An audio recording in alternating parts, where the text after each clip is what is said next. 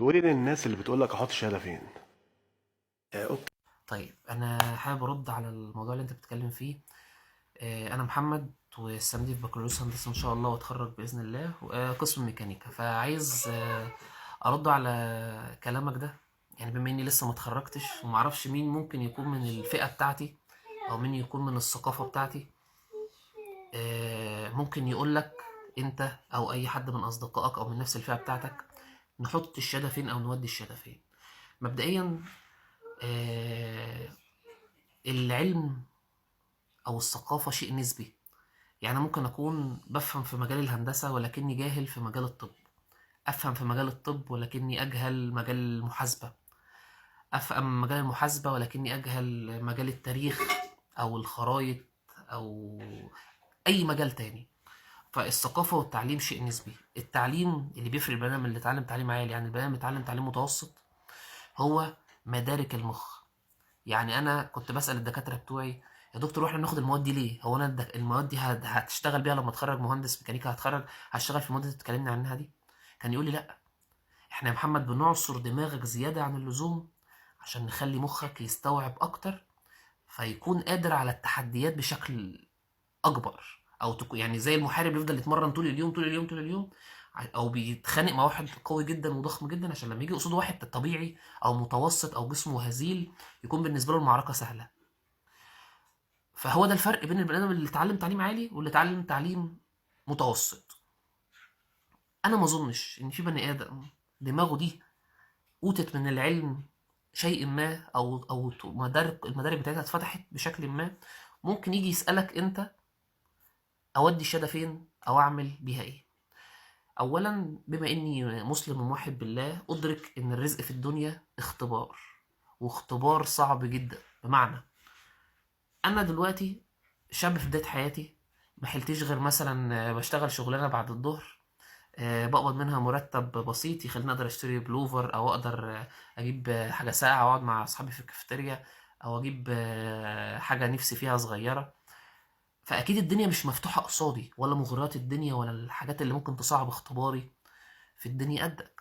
انت مشهور جدا، عندك معجبين كتير جدا، عندك فلوس كتير جدا، عندك طول الوقت مع راقصات وعاهرات وذنوب الدنيا والآخرة قدامك ليل ونهار، ومتاح عليك ليل ونهار. فمليون في المية اختبارك انت في الدنيا أصعب من اختباري أنا. فأنا ازاي هكون بالغباء أو بالسذاجة اللي تخليني أحسدك انت على وضع زي ده؟ انت اخترت طريقك زي ما انت ما قلت. انت انسان شريف، انسان انا مش ضدك، مش ههينك ولا اقول لك بقى الغنى حرام، ولا انت فلوسك دي من فلوس المشاريب اللي بتاع في الاماكن اللي بتغني فيها، ولا انك بتغني وجنبك واحده لبسها مكشوف ما ترضاش انت على اهل بيتك، ولا ترضى على باباك ولا على مامتك ولا على اختك. مش هتكلم معاك في الامور الدينيه دي، انت ادرى بيها اكيد، انت اكبر مني في السن، انت بتقول انت في الثلاثينات. فخلينا نقول انت راجل شريف وفلوسك دي حلال 100%. انا ازاي احسدك على نقمه ان انت قدامك مغريات الدنيا اكتر مني، وان انت بتقاوم نفسك وتجاهد نفسك اكتر مني؟ بالعكس، يعني انا مثلا لو عايز اعمل ربع اللي انت بتعمله مش هعرف اعمله، لان ممكن اكون معيش تمنه، فربنا كافيني خير شر وقاعد في جنب، والارزاق دي بتاعت ربنا سبحانه وتعالى. وعايز اقول حاجه مهمه قوي يا جماعه للناس اللي ممكن تكون مش مدركه اجابه السؤال ده: مفيش حد متعلم تعليم حقيقي او بيشتغل في مجال او يتعلم مجال ليه شغل حقيقي بيفيد المجتمع بيبقى مش عارف يودي شهادته فين. انت بتتخرج ايا كان الشهاده بتاعتك، طالما ليها فرص عمل او ليها اماكن تشتغل فيها هتشتغل، يعني هتشتغل. يعني انا مهندس دلوقتي ميكانيكا، اتخرجت لقيت كل الناس الوظايف في كل الشركات مليانه، هروح اشتغل معاهم زي صاحب الحلاق. يعني في حاجه اسمها تدريب ميداني، هروح اشتغل معاهم من غير مرتب، اشتغل معاهم بارت تايم، اللي هو شغال اي شغلانه تانية وشغال معاهم بارت تايم، بتدرب على على الشغل اللي هم بيشتغلوه لحد ما حد يموت ولا حد يترفد ولا اي حاجه تحصل يقوم عينيني.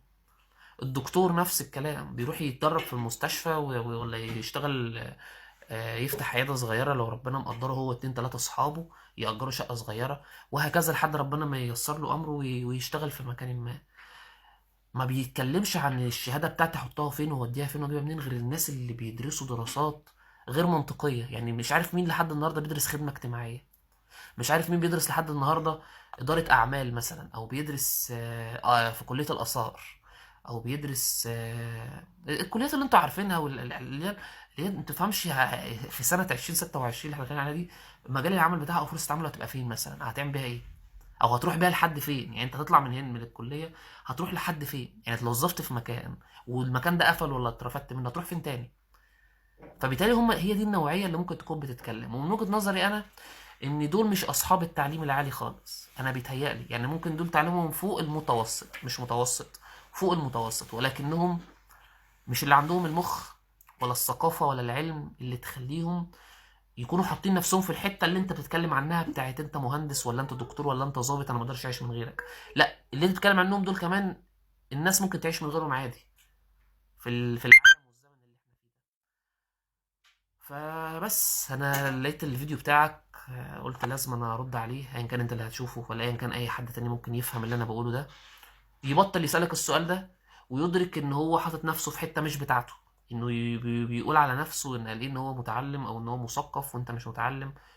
وكلنا ما اتونا من العلم الا قليلا، يعني كل واحد فينا زي ما قلت لكم، انا متعلم هندسه يبقى انا ما بفهمش غير في الهندسه، ما بفقهش غير في الهندسه. في مجال الطب انا بلقح ابيض، في مجال النجاره، مجال المحاره، مجال اللي مش، كل واحد فينا بيفهم في الحاجه بتاعته ولكنه يجهل بقيه الحاجات كلها. سلام عليكم.